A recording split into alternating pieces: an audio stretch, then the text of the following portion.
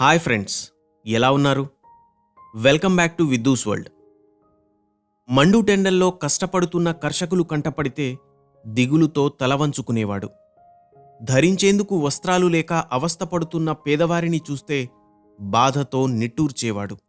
ఎవరైనా పూలు కోస్తుంటే కదిలిపోయి కన్నీళ్లు కార్చేవాడు. ముసలివాళ్ల కష్టాలు చూసి బాధతో కరిగి నీరయ్యేవాడు. మనిషి దుఃఖానికి కారణం అన్వేషిస్తూ కుటుంబాన్ని త్యాగం చేసి కఠోర తపస్సుతో మనిషి వేదనకు నివారణ మార్గాన్ని, శాశ్వత ఆనందం పొందే మార్గాన్ని కనిపెట్టిన యుగపురుషుడు గౌతమ బుద్ధుడు.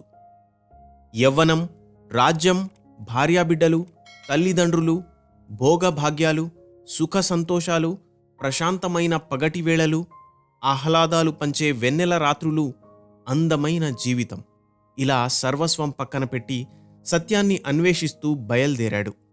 ఎవ్వరూ చేయని సాహసాన్ని చేసి ఎవ్వరికీ సాధ్యపడని జ్ఞానాన్ని పొంది ఆ జ్ఞానాన్ని ప్రపంచానికి ప్రబోధించాడు.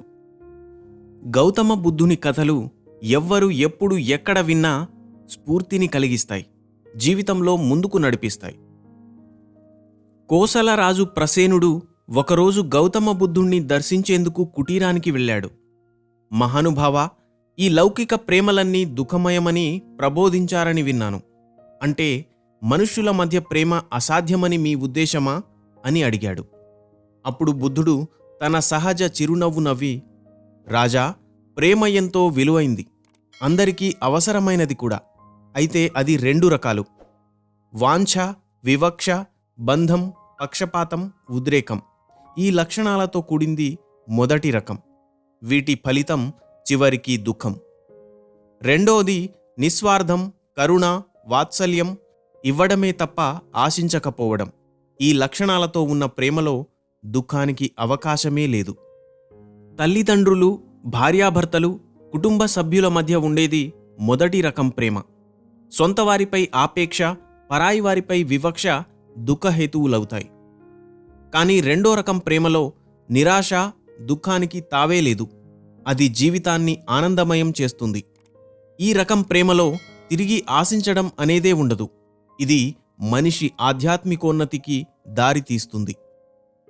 తన కుటుంబ సభ్యుల మీద సహజమైన, నిస్వార్థమైన ప్రేమను కలిగి ఉండాలి.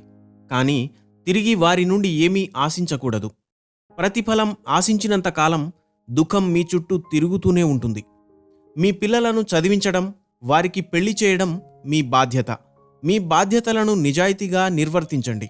అలాగని మీ వయసు మళ్ళాక వారు మిమ్మల్ని కూడా అంతే బాధ్యతగా చూసుకుంటారని ఊహించుకోకండి. అందుకే మనిషి జీవితంలో ఎలా బ్రతకాలి అనేదానికి తామరాకుపై నీటిబొట్టు ఒక అద్భుతమైన ఉదాహరణ. ఇలాంటి ఎన్నో విషయాలు గౌతముడు బోధించాడు. మనిషి ఎంతో తెలివైనవాడు. ఎన్ని గ్రంథాలు చదివినా వాటిని జీవితానికి అన్వయించుకోకుంటే ఎంత జ్ఞానమున్నా వృధాయే అవుతుంది. అయితే అన్నింటికీ ప్రభావితం కావడం కూడా అవివేకమే అవుతుంది. ఎవరో ఏదో చెప్పగానే అంగీకరించకూడదు. ఏది నిజమో, ఏది అబద్ధమో, ఏది మంచో, ఏది చెడో నీ బుద్ధితో నిర్ధారించుకోవాలి. గౌతమ బుద్ధుడు పర్వతాల్లో, గుహల్లో, అడవుల్లో సంచరిస్తున్నప్పుడు సింహాలు, పులులు కూడా ఆయన దగ్గరికి ఆదరంగా వచ్చేవట. క్రూర మృగాలుగా భావించే జంతువుల మధ్య కూడా గౌతముడు నిశ్చలంగా ఉండేవాడు. ఆయన వల్ల వాటి వల్ల ఆయనకి ఏ ఉద్వేగము, భయము కలిగేవి కావు. ఎంత మానసిక పరిపూర్ణత ఉంటే ఇది సాధ్యపడుతుందో ఒక్కసారి ఆలోచించండి. నిందించినా, పొగిడినా సమానంగా స్వీకరించాలనేవాడు గౌతమ బుద్ధుడు. ఎక్కువ మాట్లాడితే నిందిస్తారు, తక్కువ మాట్లాడినా నింద తప్పదు. మౌనంగా ఉన్నా తప్పు పడతారు. అసలు లోకంలో నిందపడనివారు ఉండరు అని తేల్చి చెప్పేశాడు. మరణించిన తర్వాత స్వర్గప్రాప్తి గురించి కాకుండా బ్రతికుండగానే జీవితాన్ని స్వర్గంలా మార్చుకోండి అంటూ హితోపదేశం పలికాడు. నీతిగా బ్రతకడం, ధర్మాన్ని ఆచరించడం, దయ కలిగి ఉండడం, దానగుణాలే స్వర్గంతో సమానమైన సంతోషాన్ని, సంతృప్తిని కలిగిస్తాయి. ఈ జన్మలో చేసిన పాపపుణ్యాలే మరుజన్మను నిర్ణయిస్తాయని మానవాళికి సందేశం అందించి మహా నిర్యాణం పొందాడు గౌతమ బుద్ధుడు. నువ్వు కష్టాల్లో ఉన్నప్పుడు మనసు నిండా బాధ ఉన్నప్పుడు ముందు నిజాన్ని అంగీకరించాలి. నీ అలవాట్లు, పొరపాట్లు గమనించి మార్పును ఆహ్వానించాలి. ప్రవచనాలు వినే ప్రతి ఒక్కరూ మంచివారు కారు. కానీ మారాలనుకుంటే ప్రవచనాలే వినాల్సిన అవసరం లేదు. మంచిగా మారాలనే దృఢ సంకల్పం మీలో ఉంటే చాలు.